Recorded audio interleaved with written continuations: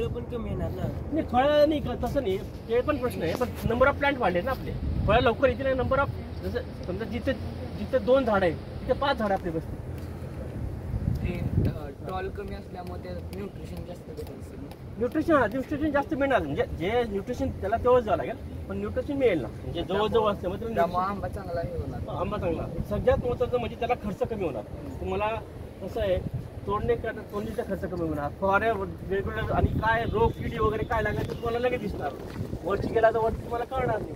Quality चांगली मिळणार. तुम्ही प्रत्येक आंब्याकडे तुम्ही लक्ष देऊ शकणार, म्हणजे एक्सपोर्ट क्वालिटी तुम्ही तयार करू शकता. प्रत्येक आंब्याकडे तुमचं लक्ष देईल ना, तुम्ही एक्सपोर्ट म्हणजे बाहेर प्रदेशात विकण्यासारखा आंबा तुम्ही तयार करू शकता.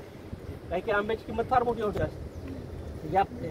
याच्यातच नाही, आपण पेरूमध्ये पण करतो, सीताफळमध्ये पण करतो. हाय डेन्सिटी आता कन्सेप्ट यायला लागला आहे. ही झाडं मोठी असतात, ज्यावेळेस मोठी आता मला सापुटापर्यंत जर ही मोठी असली तर आंब्याची क्वांटिटी जास्त असते की कमी असते? मोठी असते ती जास्त राहणार. पण एकच म्हणजे आता समजा मी तेच म्हणतो ना, जिथे 2 झाडं तिथे आपली 6 झाडं आहेत. 2 झाडाच्या ठिकाणी 6 झाडं बसतात ना. 2 झाडापासून जे उत्पन्न आपल्याला ते जास्त मिळणार 6 झाडं.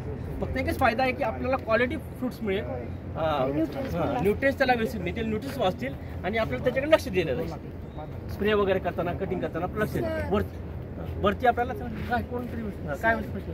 एका झाडावर जर रोग पसरला, एका झाडावर जर रोग पसरला, जवळ झाड असल्यामुळे दुसऱ्या झाडावर तो रोग लगेच पसरत होणार. मग ह्यापासून हे झाडांचे रोग वाढणार ना.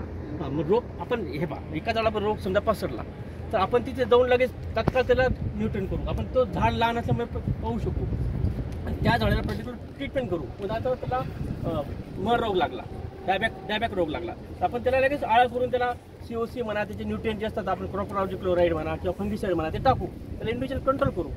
ते कंट्रोल केल्यानंतर तो त्याला पाळणार नाही. उलट दुसरा रोग असला मोठा असला तर हवे होईल.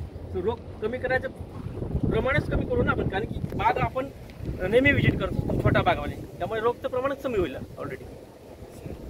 त्याला खत जास्त लागणार नाही, खत वगैरे जास्त लागणार. नंबर ऑफ प्लांट्स वाढल्यावर खत जास्त लागणार, त्या झाडांपेक्षा खत जास्त लागणार.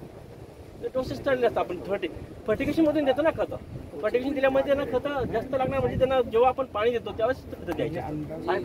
वरचं ते म्हणते ना, ते व्हाईटचं डबी आपण दुसरा कलर वापरू शकतो. व्हाईटच शक्यतो जास्त वापरतो, पण ब्लॅक तुम्ही स्टँडर्ड वापरू शकता. 50%, 60% वापरू शकता. कोणकोणती खतं वापरतात? खते आपण युरिया, MOP, सल्फर ह्याचे न्यूट्रिएंट देतो. आपण दरवेळेला काय करतो, लिक्विड फर्टिलायझर म्हणा, लिक्विड फर्टिलायझर असतात, 05234, 0061, 12061 हे न्यूट्रिएंट असतात. तर ते न्यूट्रिएंट आपण ते वापरलेले जे पाण्यात विरघळणारे खते आहे ते आपण यूज केलेले आहेत. आणि काही बाहेरून आता 1919 हे ट्रिपल 19 म्हणजे NPK त्याच्यामध्ये 1919 आहे, ते आपण फवारेद्वारे पण करतो किंवा 1201 फवारेद्वारे पण देऊ. त्याच्या प्रकारे दोघं वरून पण खाली पण खतं देत आहे.